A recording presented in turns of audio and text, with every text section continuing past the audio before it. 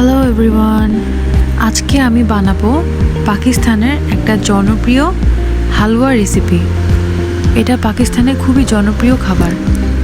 তো এটা বানানোর জন্য 1 কেজির একটা দুধ জাল করে ঘন করে নিতে হবে এবং তার ভিতর পাউডার মিল্ক দিয়ে আরও ঘন করে পরিণত করতে হবে।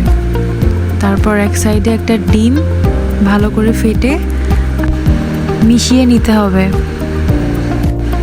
এবং এই পর্যায়ে খুব দ্রুত দুধের সাথে ডিমটা ভালো করে মিশিয়ে নিতে হবে, তা না হলে দলা বেঁধে যেতে পারে। এখন একটা কড়াইয়ে সুজি নিতে হবে। সুজি নিয়ে ভালো করে নেড়ে চেড়ে একটা বাদামি কালার আনতে হবে। তারপর আরেকটা কড়াইয়ে চিনির ক্যারামেল করতে হবে। এটার জন্য পরিমাণ মতো চিনি নিয়েছি, নিয়ে একটা ক্যারামেলাইজ যাতে একটা ভাব আসে সেই পর্যন্ত অপেক্ষা করতে হবে। যখন এরকম একটা পর্যায়ে আসে তখন এটার ভিতরে পানি ঢেলে সিরাপ বানিয়ে নিতে হবে।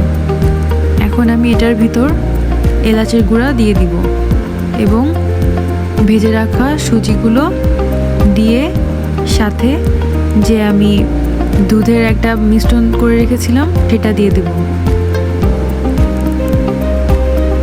দিয়ে ভালো করে নেড়ে চেড়ে নামানোর আগে ঘি দিয়ে নামাতে হবে এবং ঘরে তো বিভিন্ন ধরনের ড্রাই ফ্রুট দিয়ে সাজিয়ে এটাকে পরিবেশন করতে হবে।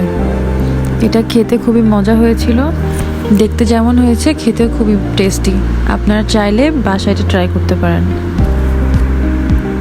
ধন্যবাদ সবাইকে।